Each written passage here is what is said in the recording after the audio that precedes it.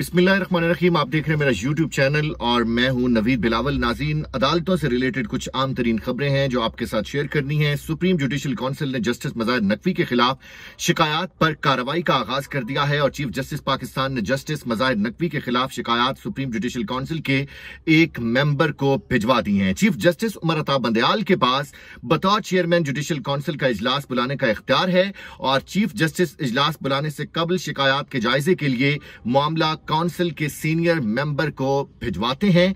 Islamabad high court ने, ये दूसरी खबर है, हाई कोर्ट ने ऑडियो लीक्स तहकीकात करने वाली कमेटी को भी काम करने से रोक दिया है। अहम तरीन डेवलपमेंट्स हैं कमरा अदालत के अंदर से। साबिक चीफ जस्टिस साकिब निसार के बेटे की ऑडियो लीक्स तहकीकाती कमेटी के खिलाफ दरखास्त की समाअत इस्लामाबाद हाई कोर्ट में हुई है। इस्लामाबाद हाई कोर्ट ने वफाकी हुकूमत से जवाब तलब किया है कि ये ऑडियो रिकॉर्ड कौन करता है। अदालत ने यह पूछा है कि ये ऑडियो रिकॉर्ड आखिर कौन करता है, खुसूसी कमेटी ने किस इख्तियार के तहत नोटिस किया है और पैरावाइज कमेंट्स भी तलब कर लिए गए हैं इस हवाले से। और अदालत की जानिब से यह कहा गया है कि अब बताया जाए, वक्त आ गया है कि ये ऑडियो रिकॉर्ड्स कौन करता है। आला अदलिया के जजेस के कंडक्ट और रेफरेंस की तश्कील पर पार्लियामेंट की खुसूसी कमेटी का इजलास हुआ है और पार्लियामेंट की 5 रुकनी खुसूसी कमेटी ने मोहसिन शाहनवाज रांझा को चेयरमैन मुंतखब कर लिया है। कमेटी ने आला अदलिया की गलत चीजों से मुतल्लिक वजारत कानून से ब्रीफिंग तलब कर ली है। खुसूसी कमेटी के चेयरमैन मोहसिन नवाज रांझा ने हिदायत की है कि वजीर कानून कमेटी को आगाह करें कि क्या चीजें गलत हुई हैं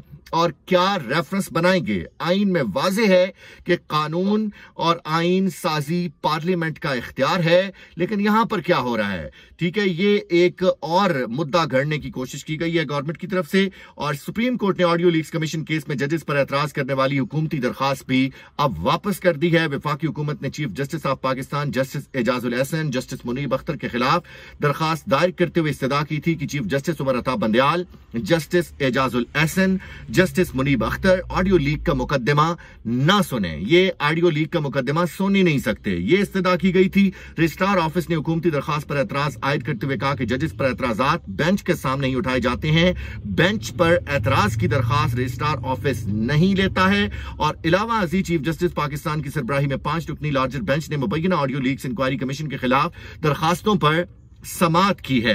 चीफ जस्टिस ने समाअत अगले हफ्ते तक मुलतवी करते हुए कहा कि वफाकी हुकूमत की जानिब से बेंच पर उठाए गए एतराज को समाअत आइंदा हफ्ते करेंगे, हुकूमत को पहले सुनेंगे। और उमर अता बंदयाल ने अटॉर्नी जनरल से यह भी कहा है कि रजिस्ट्रार ऑफिस ने अटॉर्नी जनरल ऑफिस की दरखास्त अब वापस कर दी है और रिवायत यह है कि जजेस पर एतराजात बेंच के सामने ही उठाए जाते हैं, बेंच पर एतराज की दरखास्त रजिस्ट्रार ऑफिस नहीं लेता है।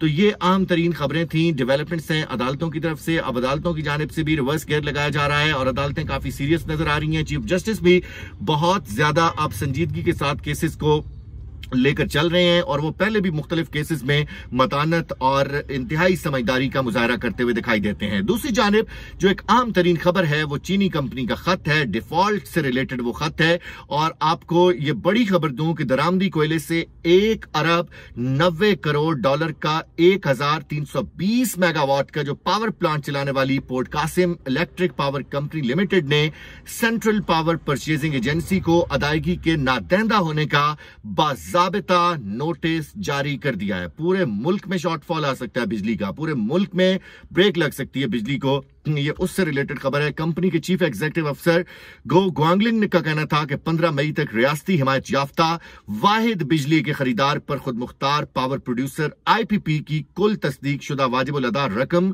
7 अरब 73 करोड़ रुपए या 26 करोड़ 35 लाख डॉलर थी और ये कंपनी अब नादहिंदा है, ये पैसे वो देने के काबिल नहीं है। चीन के साइनो हाइड्रो रिसोर्सेज लिमिटेड और कतर की अलमरकाब कैपिटल लिमिटेड की मलकियत वाली यह IPP पाक चीन इक्तिसादी राहदारी के इब्तदाई मंसूबों का हिस्सा थी। खबर थोड़ी खुश्क है लेकिन इसको समझने की जरूरत है। राहदारी के इब्तदाई मंसूबों का यह हिस्सा थी। इसके पावर परचेज एग्रीमेंट में कहा गया था कि नोटिस के 35 दिनों के अंदर CPPA की जानिब से गैर मुतनाज़िर रकम अदा करने में नाकामी पावर खरीदार के नादहिंदा होने की सूरत में तश्कील पाएगी। और इस कंपनी की जानिब से यह कहा गया है कि अगर ये पैसे, ये इतनी बड़ी नादहिंदगी, यह मसला अगर हल नहीं होता तो फिर पाकिस्तान में बिजली का जो शॉर्टफॉल है वो उससे पाकिस्तान की अवाम शदीद तरीन मुतासिर हो सकते हैं हुकूमत की, क्योंकि सारी तवज्जो जो है वो पाकिस्तान तहरीक इंसाफ को दबाने में है, पाकिस्तान तहरीक इंसाफ के कारकुनान को पकड़ने में है। डेफिनेटली आप जिस काम के ऊपर से तवज्जो हटाते हैं ना और उसके ऊपर अपना सारा फोकस नहीं रखते, तो फिर यही होता है कि वो उसके जो मसाइल होते हैं उस काम से रिलेटेड और जो डेवलपमेंट्स होती हैं आप उनके ऊपर वो आपको याद ही नहीं होती, क्योंकि आप पॉलिटिकल इंजीनियरिंग के ऊपर, आप गिरफ्तारियों के ऊपर, मुख्तलिफ चीजों के ऊपर तवज्जो कर रहे होते हैं। तो मुल्क भी चलाना है, बदमाशी करनी है, लेकिन मुल्क भी आखिर चलाना है, ये इन बड़ों को याद नहीं रहता। और अब वो हालात आ रहे हैं जिस तरह से मैंने पिछले व्लॉग में कहा था कि डॉलर 400 तक जा सकता है। और अब ये इंटरनेशनल चाइनीज कंपनीज, मुख्तलिफ कंपनीज जो हैं जिनसे उधार लेके निजाम चलता है, वो अब ये कहना शुरू हो गई हैं कि भाई बदमाशी करो लेकिन साथ हमें पैसे भी दो, मुल्क भी चलाना है। आजाद कश्मीर के साबिक वज़ीर-ए-आज़म सरदार तनवीर इलियास की मुस्लिम लीग काफ में शमूलियत का इम्कान है। ये जितने भी भांडे इमरान खान को छोड़ के जाते हैं ना, कल मैं पढ़ रहा था अखबार में कि बहुत सारे लोग जो है ना वो पीटीआई छोड़ के चले गए हैं और फ्लाइट का वेट कर रहे हैं। आगे फ्लाइट ही कोई नहीं है कि जहां जिस पे बैठ जाए, आगे पार्टी कोई नहीं है जिसमें जा सकें। वो लोग तो सारे वो हैं जिनको सारी जिंदगी ये चोर कहते रहे हैं, गद्दार कहते रहे हैं, अब उन पार्टियों के अलावा कोई जगह नहीं है।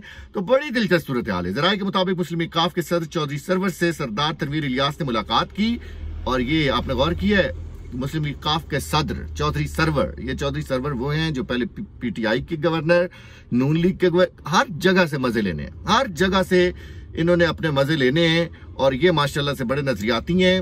और अब सरदार तनवीर इलियास साहब की उनके साथ मुलाकात हुई है।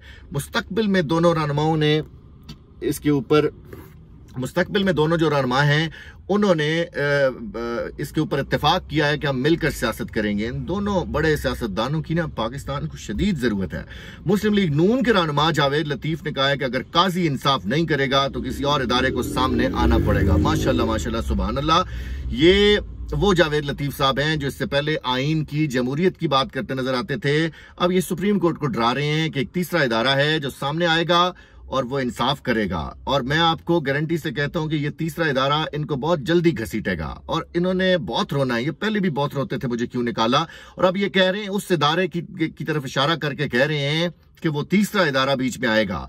जीएचक्यू के अंदर इन्हें घुसने नहीं दिया गया, पिंडी के हमजा कैंप में भी इन्हें अंदर घुसने नहीं दिया गया, इसी तरह गुजरावाला में भी वो कामयाब ना हो सके। लेकिन गफलत या साजिश हुई तो सिर्फ लाहौर में हुई, और चूंकि अस्करी क़यादत मामले की संगीनी से वाकिफ है, इसलिए अगले ही दिन लाहौर के कोर कमांडर को फौज से फारिग कर दिया गया। ये पिछले व्लॉग में मैंने आपको कहा था, सलीम साफी साहब ये दावा कर रहे हैं कि कोर कमांडर लाहौर को नौकरी से फारिग कर दिया गया है, क्योंकि बाकी जगहों पर इस किस्म की कोशिश की गई तो उनको घुसने नहीं दिया गया। तो लाहौर में ऐसा क्यों किया गया? लाहौर में इसलिए किया गया कि बहुत सारे आपके अपने इसमें शामिल थे, और इमरान खान साहब उस दिन नैब की हिरासत में थे। रेंजर्स उनको गैर आईनी, गैर कानूनी तौर पर गिरफ्तार कर चुकी थी, और उसके ऊपर जो रद्द अमल आया, इसके ऊपर इमरान खान तहकीकात का मुतालबा कर रहे हैं कि दूध का दूध और पानी का पानी हो, कि कोर कमांडर हाउस के ऊपर हमला पीडीएम की जमातों के कारिंदों ने करवाया या तहरीक इंसाफ के कारकुनान ने करवाया। इस चीज के ऊपर जुडिशल कमीशन की जरूरत है। मिलते हैं अगले व्लॉग में।